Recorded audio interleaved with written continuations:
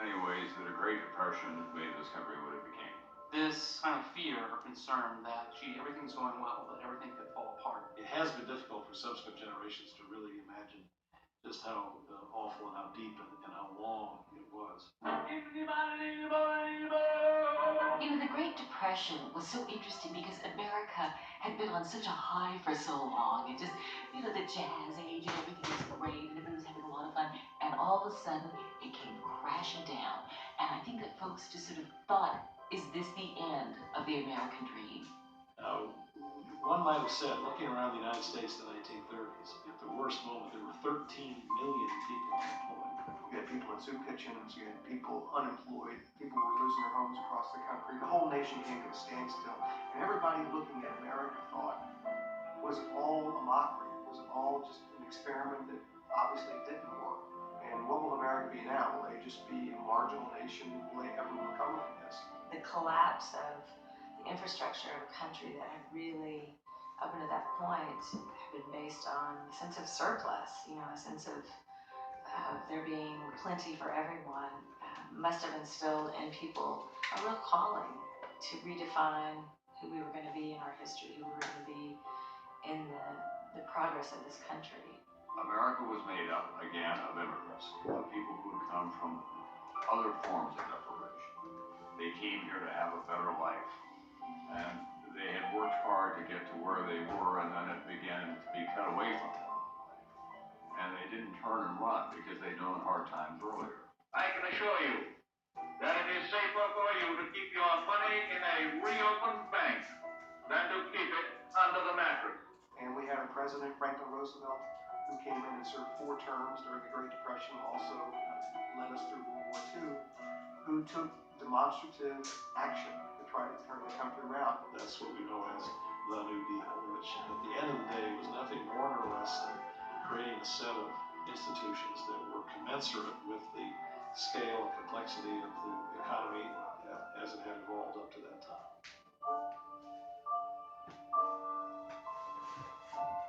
What the Great Depression revealed, and certainly what I think Franklin Roosevelt thought it revealed, were these deep structural deficits in American society and the economy that have been allowed to go unattended for about 100 years, since the Industrial Revolution first shows up or arrives and impacts America in the very early 19th century. Families across America learned the real meaning of deprivation and sacrifice and community effort. The American people showed great resiliency and great determination, and they drew an optimism out of the most pessimistic circumstances you could possibly have.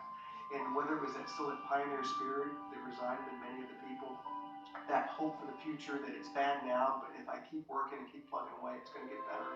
I absolutely think that the spirit that got us through the Depression came from that same pioneer spirit. It was the idea that, look, something's going to knock you down, but you can't stay down. You got to get back up and plow on. You can't sit around feeling sorry for yourself. You certainly can't look back and reminisce about the good old times. You just got to keep on going forward and reinvent things.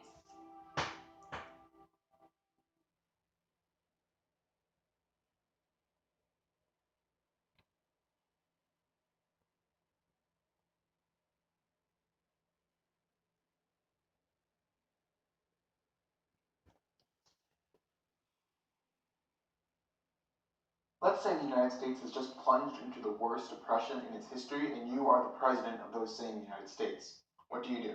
Well, if your name is Herbert Hoover, then you would say something about laissez-faire individualism and do nothing. But if your name's Herbert Hoover, then you're also going to be remembered for being wrong. So let's skip ahead a few years and say now you're Franklin Roosevelt. You have a much better idea, which you call the New Deal. This program ran from 1933 to 35 and broke down into 3 goals: relief, recovery, and reform. It all started with what became known as the first 100 days, during which Congress passed an unprecedented amount of legislation. First up was a banking holiday. For 2 days, every bank across the country was shut down and investigated. The well-behaved banks were then allowed to reopen, while the rest were put under government control. The government then put some broad restrictions over the banks, while also creating the FDIC, which would act as insurance for banking deposits. These 2 measures were designed to restore Americans' confidence in the banking system. Also aimed at restoring confidence were FDR's fireside chats, in which he spoke weekly to the American people through the radio in a reassuring voice and told them what was going on. More practical was the so-called alphabet soup of new government agencies that sprang up. In no particular order, there was the Public Works Administration, which paid people to rebuild roads, the Civilian Conservation Corps, which paid younger people to plant trees, the Tennessee Valley Authority, which built hydroelectric dams in Tennessee, the Agricultural Adjustment Administration, which helped farmers by paying them to not farm, and the National Recovery Administration, which placed productive regulation on industry, just to name a few. But as it turned out, all that wasn't enough. Roosevelt then launched the Second New Deal, which ran from 1935 to 1938. It was basically more of the same, adding the Works Progress Administration for artists and the Social Security Act for old and out-of-work people to the alphabet soup. So, did it work? In a word, kinda. FDR did greatly expand the role of the federal government in people's lives and likely saved the economy from getting much worse. But government spending is a complicated thing. For all the good the New Deal may have done, 1937 and 38 still saw the Roosevelt recession when FDR tried to cut back on spending just a little. And even on his best day, FDR never got unemployment below 16%. That is, until World War II.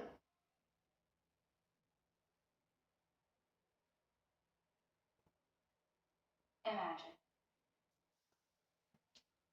the entire country is prospering and everything seems right in the world.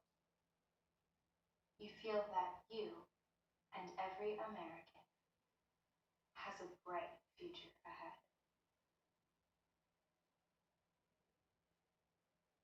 But now imagine that future you thought you had in store, you thought would burn brighter than the sun, doesn't happen.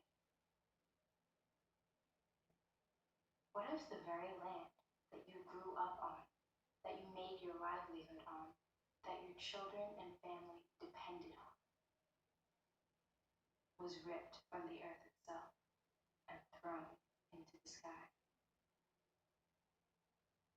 What could you do? What would you do?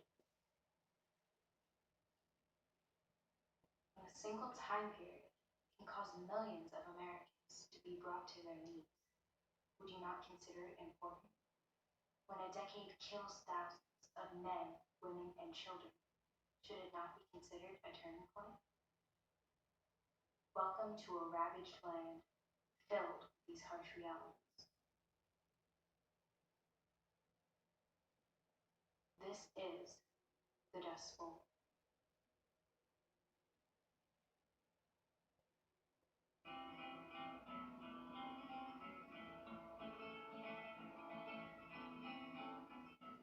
Leading up to the 1930s, poor farming methods and overplanting were harming the land of the Great Plains, accompanied by an increase in farming the years before the Dust Bowl were catalyzed.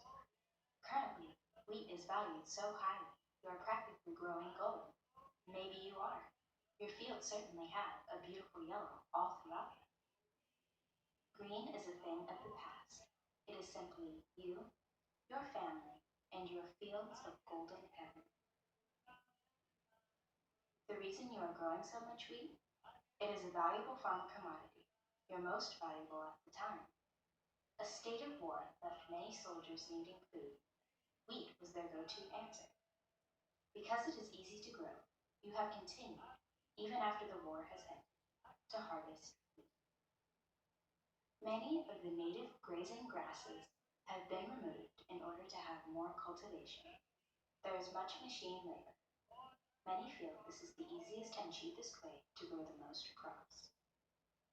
The previous Dust Bowl took place in the 1860s and involved many of the things the future one would entail. These things included a grasshopper plague, a powerful drought, and blowing in. In the 1930s, the Dust Bowl was a major event. The actual turning point involved several facets. My farm into a pile of sand. Yes, turn my farm into a pile. It was just so dark in the middle of the day that the people in the same room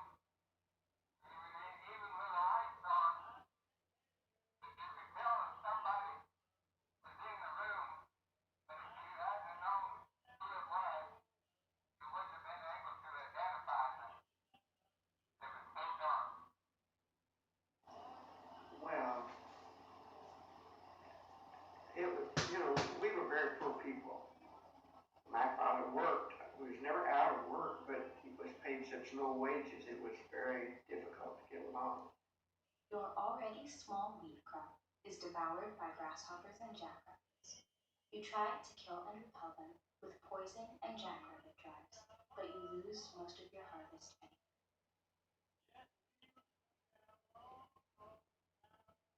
Furthermore, your wheat has lost value and your equipment has put you in debt. This contributes to the awful cycle of the Great Depression. No money gets put into the economy, so the depression only gets worse. In turn, it is harder to make a living. Many are forced to live in terrible conditions in slums, tents, and camps. Despair settles over the plain.